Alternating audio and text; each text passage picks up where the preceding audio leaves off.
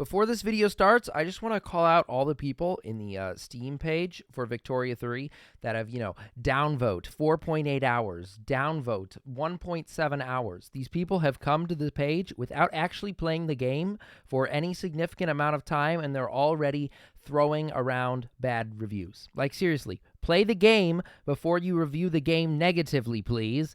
Thank you. 0.1 hours. How can you have an opinion? Now that I'm done with my little rant, welcome everybody to Victoria 3, a game that I have waited for like, 3-4 years. Ever since I started to get a little bit bored of Victoria 2, I have been looking forward to this game, and it is finally here.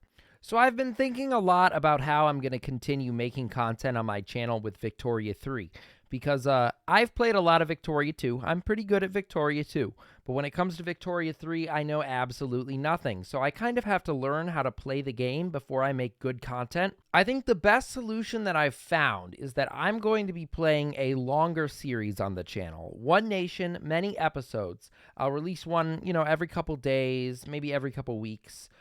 Just so I give you guys something to watch on the channel while I, on my own, grind out the mechanics and figure out how to play this game. And my favorite nation within Victoria 2 was always Russia.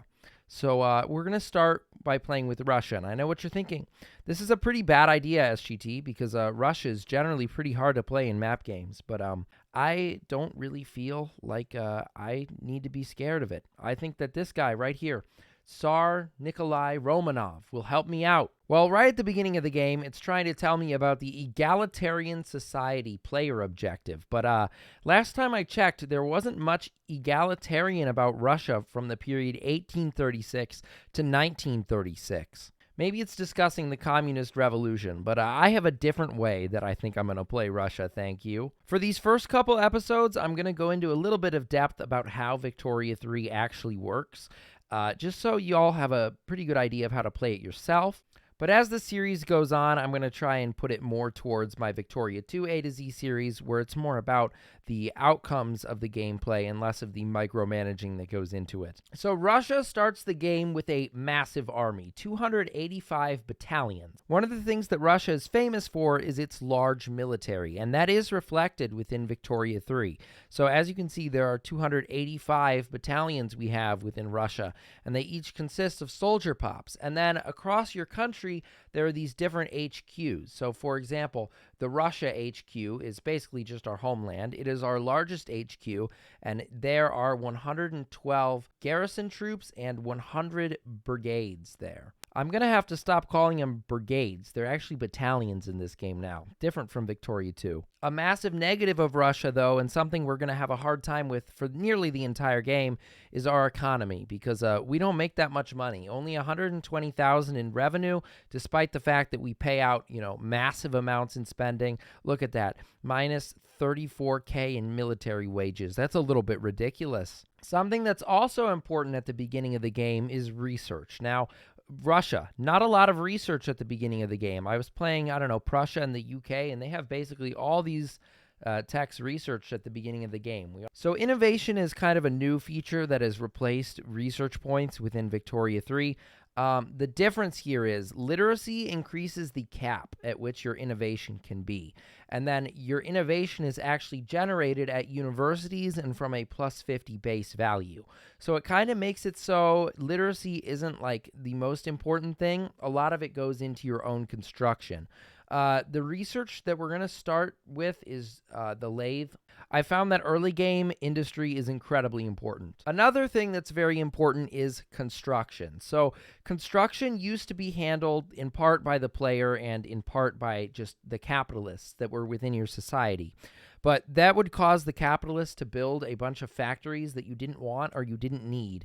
And that was kind of bad for a lot of players. So instead, in this game, they've replaced it with this buildings tab. So this buildings tab consists of all of the construction centers, which is a type of building, contribute a amount to this score. And then this score is then applied to new buildings that you would like to build. So, for example, at the beginning of the game, we're playing Russia. I'd like to industrialize. So I think that one of the important things we're going to need is, of course, iron. So say I want to build an iron mine. So you can kind of hover over the provinces where you can build an iron mine, and it'll show you how much money you'll make. The only province that it looks like we're going to make money in is in Crimea, so we will build an iron mine there. It is then added to the construction queue, which honestly reminds me of Hoi 4. Your construction, which is almost like civs, is then applied to it, and it gets built in a certain amount of time. The problem with this is that then hurts your economy because you are now spending minus 9.27K to build that iron mine in Crimea. So the thing is, you can't build an unlimited amount of stuff unless you have a really strong economy. Personally, I'm not sure that I like this system at the moment where you use these points to construct stuff. I kind of like that the capitalists could do whatever they want, and it kind of like it was realistic. This is very much a command economy approach, but the capitalists are still represented in this game. Capitalists are represented through the investment pool. So basically, once you have a lot of capitalists in their country, they'll start contributing to the government to spend money to upgrade factories and stuff. The thing is, at the beginning of the game, there is no investment pool in Russia. I'm not quite sure why. Maybe we just don't have any capitalists. That's kind of in tune with what happened in Victoria 2. One thing I do find very interesting about this game is that not every single one of your provinces is profitable for you. So like this province, we're losing 5K, but we gain 3K, and we're losing money just to administrate over this territory. So it's kind of not always advantageous to take as much territory as possible, which adds new depth to the game. I just realized that this is honestly kind of turning into a review of Victoria 2. I'm sorry, the rest of the episodes in this series will not be like this. So France and Russia are historical allies, and this is kind of being represented here through this trade agreement. So basically, trade is a critical part of this game. About, I don't know, 3/4 of this game I found has just been trade management. So basically, you have all the goods in your country illustrated within the trade tab. And they either are above the market price or below the market price. And if they're above, it kind of makes your pop suffer. You know, they have to spend a ton of money to buy these goods. It hurts the secondary production markets, and it's kind of bad. But if you have it too low, then like if wheat was like minus 75%, then the farmers that grow wheat would not be able to sell it at a profit, and then they would lose money and starve and die. So you kind of want to walk the line of balance between having enough goods and not having enough goods. You can regulate your goods, though, through trade. So like, for example, we have minus 8% wheat. Russia is very, very large, so that means there's a lot of wheat, almost 1,000 wheat that is not being used. If I want to make use of that wheat, I can set up an export trade route with any one of these nations. So you'll either make money on that or lose money on that. All the red ones you'll lose money on. So I'm going to choose to send it to Spain because I'll make money, and Spain is potentially a person I could ally with. Or actually, I guess it makes more sense to send it to Persia because here we wouldn't have to use convoys. We could simply take it over the land bridge. So our ultimate goal here as Russia is going to be to become economically dominant, just because I do not understand in the slightest how the military works in this game. So we're just going to become economically strong, and we'll figure it all out later. To become economically strong, we're also going to have to be politically strong, but that's going to be very hard in this country because we've been playing for literally 3 months, and already 134,000 radicals have risen up. That's a bit scary. Although there are radicals, we also have loyalists who are happy with the way the country is being run, and they make your people like you, and then the radicals make everybody hate you. So you want this number to be as low as possible, this number to be as high as possible. So occasionally you'll start losing money on some of your trade routes, and that'll just pop up here, your unproductive trade routes, and you can just get rid of it. It's a lot about managing your goods and generally trying to make them as cheap as possible at the beginning of the game. For a person who's very interested in economics, this whole thing is so much fun that you get to personally manage every single element of your economy. It's fantastic, and it really does give you a greater control over your economy than Victoria 2, which was kind of like, yeah, your factories either make money or they don't make money, and there's not much you can do about it. And sometimes you can't even buy goods because the game says so, not because there's any reason. So one thing that's actually pretty cool is you have this journal, and this journal kind of gives you some things that you can move towards. It kind of, I don't know, it's good for new players because it kind of shows some things that you can do, and some you don't feel as lost because it's like quests that you complete. The classic events from Victoria 2 are kind of in this game. They're a little bit different. They show up over here above the outliner. This one here exists because I have an arts academy somewhere and we just invented romanticism. So we can get 2.5k progress on realism, or we can get 20% throughput at an arts building. No, we're going to get the research because I don't have enough research points. So my initial economic strategy is just going to be to find the things that are super overpriced in our economy and fix the problems. And it's kind of like applying band-aids to like a giant slash wound, because it is difficult to fix the problems sometimes. But right now, lumber is way too expensive, and we can make some serious profit on lumber in some places in this country. So spend the money, I guess. This is going to make us deficit spend. I don't want a deficit spend, so we can do one of the funniest things that I found in this game. Government wages. Decrease. I just saved like $5,000 a week or a day? No problem. And while I'm at it, let's just decrease the military wages too. I mean, there can be no consequences from this whatsoever, right? Unlike Victoria 2, there is some merit to deficit spend in this game, because if you build up your economy now, eventually in the late game, you can pay back the debt when your economy is stronger. So I think that to make our economy a little bit stronger, we are going to start building these iron frame buildings instead of wood frame buildings. And it just shifts the building material, and it shifts the type of pops that are used to build the buildings. There have never been any problems with a logging camp-based economy, ever.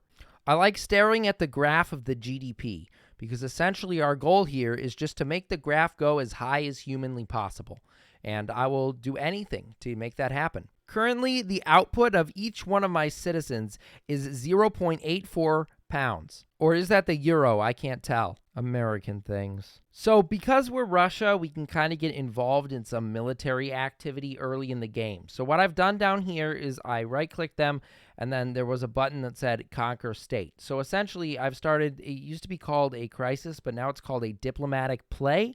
And basically what I've done is I've told Circassian, so I don't even know how to pronounce that I am going to invade them. And now the Ottoman Empire, or pretty much any other great power in the region, they can get involved in this, and they can join on their side, or they can join on my side. So first there's this escalation period, and I don't even know what it does, to be completely honest. You just wait. I'm going to take this time to mobilize all the troops in the Caucasus HQ. So now that I've mobilized those troops, it's basically just going to make all of the troops gain organization within this region. Then I'm going to have them move to the front line surrounding Circassa. Now, if we take a look at the crisis, you will see that Circassa got this other nation down here to support them in the crisis. So now, when we eventually go to war, they will also be allied with them, and I will have to take out 2 nations and not just 1. So what I'm going to do is I'm going to find my next HQ. It's Central Asian HQ, and what I will do is I will go to military, and I'll mobilize that one too, because I have enough troops. And we will tell them to surround this front line. As you can see, my 25 units have arrived around Circassa, and then these troops will move down here. You can see they are on their way. Oh, look, they backed down. So basically, this game is all about, like, we're not going to go to war. We're going to find a diplomatic solution. So here, they were just like, okay, we're going to lose this war, so we'll let you conquer our state. And we took them, and there was no war. That is a great victory. So now we'll take their friend. I don't pity anybody. I'm Russia. I'm going to take what I want. Oh, look, it's the sign of a perfectly healthy economy. Bad, bad, bad. Whoa, bad, bad. This is going to go great, guys. You've got to be kidding me.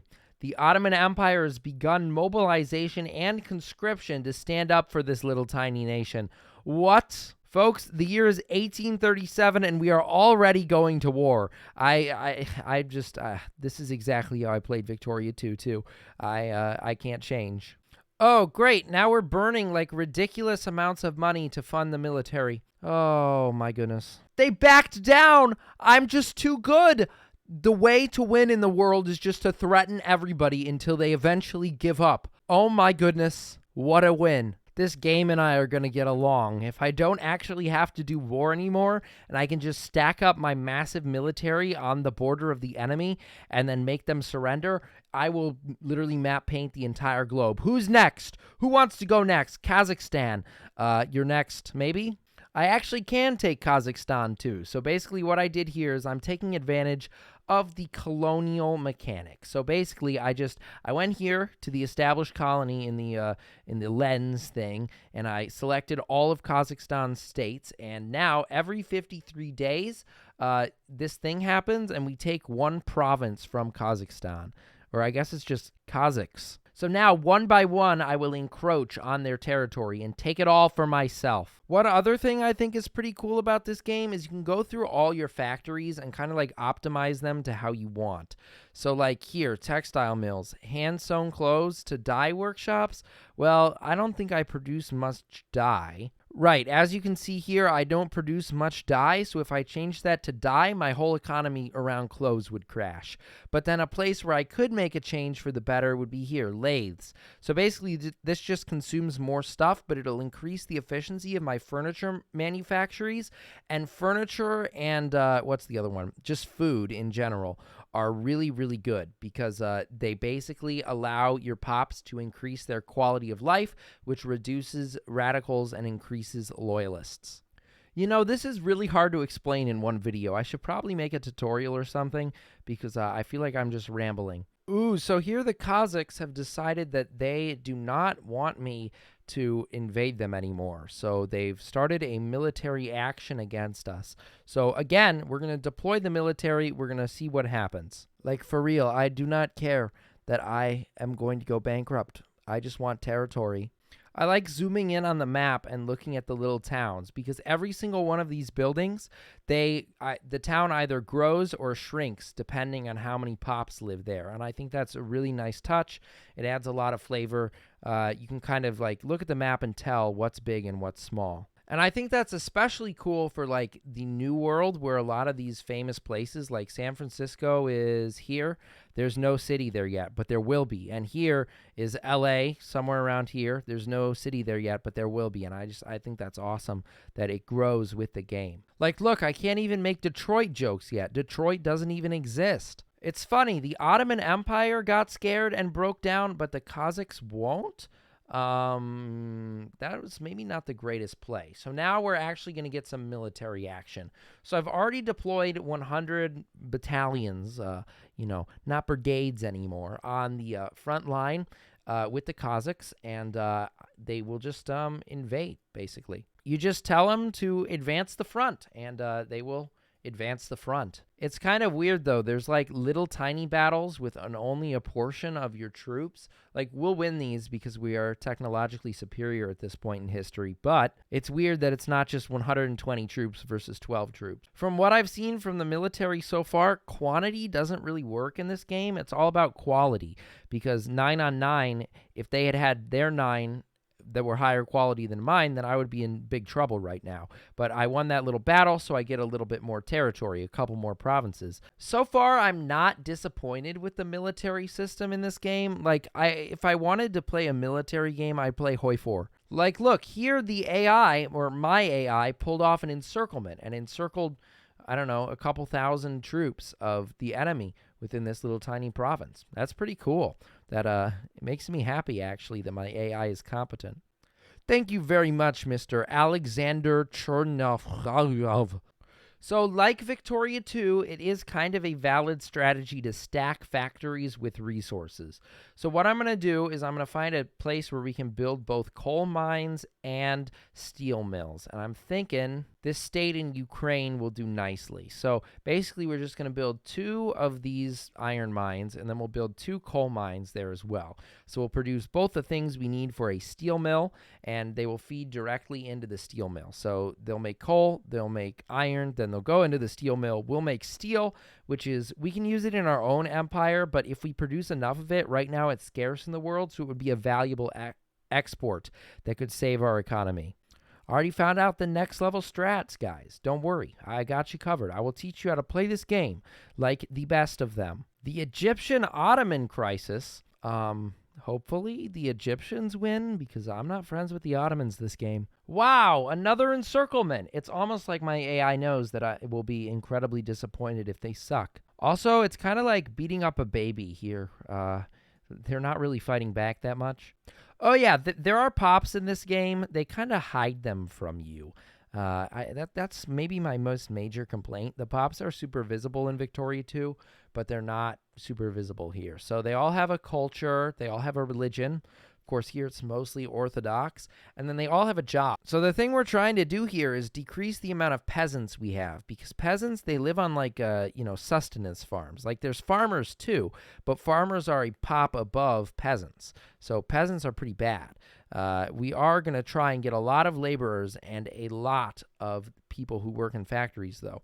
And would you look at that? We bullied this country into surrendering with, our 100 battalions. And we enforced our war goals on them, and we have annexed them. Russia strong. And when I talk about Russia, I am talking about the monarchist Russia of many, many, many hundreds of years ago. Not current Russia. We are not talking about current Russia. Okay, so far we have failed to fix the economy, and we have bullied states in Central Asia. Those are the most Russian sentences ever uttered, except for like, I want to become a communist, but it's not time for that yet. It's not time for that yet. I like how you zoom in and you zoom in and you zoom in, and then from halfway out to space, you can see this massive coal mine that we have just dug. And I would say this is unrealistic, but in Germany, in real life, there's a coal mine you can see from space. So nice job, Germany. I think it's funny to see the migration in my country. Some countries are like, okay, there's some part of your country that are desirable, and then there's some that's not. And our country's like literally the entire ethnic Russian homeland is totally terrible, and nobody wants to live there. We've got a lot of work to do, folks. So if you click on an individual province and you click the buildings tab, you can kind of see the economy that goes on within that state. So like here we have coal mines, and the coal mines are doing very poorly. That's not good. But the moral of the story is the coal mines and the iron mines produce these goods. And then ideally, the steel mill will start buying up those goods and turning them into steel and selling it all over the place. But it hasn't happened yet. The thing I miss most about Victoria 2 is when you click on the socialism tag or the socialism equivalent, there's not a picture of Karl Marx that comes up. That was so funny for so many years, and now it's just bland. Wow, we're building something and our economy is in the green? Incredible. Never mind. I'm a fool. I totally forgot about a whole part of the game. These are your national values. Basically, you use them to encourage certain things within your country. It's a national focus replacement. And instead of spending national focus points, you spend your authority.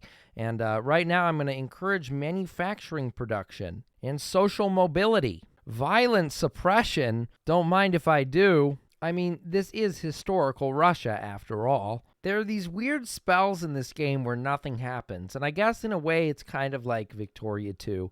I'm just like, I am trying everything possible to get this steel mill to be profitable. Like now I'm trying to tank the price of iron for it, but it's just not happening. The problem here is we don't really have the research to make steel mills profitable. That's sad. What is this graphical choice, man?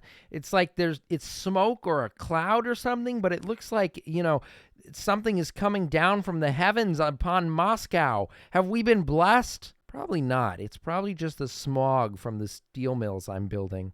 But hey, the GDP is going up. Everybody's almost making £1 a year. Yeah! All I'm saying, this game is going to be absolutely wild in multiplayer because everybody is just going to deficit spend so they can build a ton of barracks so they can upgrade their military from the beginning of the game, and nobody's going to do any economic development except for what is profitable. So it's going to be like, okay, there's a shortage of iron. Every single player is going to build iron. And then there's a shortage of like coal. And then every single player is going to build coal. And then those prices are just going to drop 10 times. It's going to be wild. I actually cannot imagine how this game will be played in multiplayer. But I'm excited. I'm very excited to have a game with actually functioning multiplayer, unlike Victoria 2, where it was like, install Hamachi. No, please, I don't want to. If you can't tell, I'm very, very excited about this game. I have had so much fun in the limited amount of time that I have had to play it recently, and I'm very happy with it, actually. I think the economic system is fantastic. I think there are some elements where it is a little unfinished, but it's a Paradox game, and it's playable upon release, and it is lovely, and I'm having so much fun. Do you think people would riot if I decreased the government wages again? So we just finished researching intensive agriculture, and this is another one of those great boosts to your economy. So previously we were just doing simple farming. Now we're going to do soil enriching farming. This is basically might break the economy a little bit because we're going to be purchasing so much fertilizer to pay for this, but it should just totally increase the output of our nation. Watch the GDP grow. Shoot, it just made us have to import a bunch of fertilizer because the price just shot up through the roof because I don't produce fertilizer. Oh, I'm not an economic genius. Quickly, build a fertilizer factory before I lose my entire economy. Agriculture is actually going to be a problem in Russia because we need fertilizer, but an input for fertilizer is sulfur, and we can't really produce sulfur. There's only one province where we can make sulfur, so I guess we're just going to make like a ton of it? I don't like this. Oh, maybe the border gore in this game is going to stink because Egypt owns Albania. What in the world? Officially one of the more cursed things I've seen today. Wow, look at that! My GDP per capita has surpassed £1. A glorious day for the nation of Russia. Anyway, everybody, I am going to stop this video here.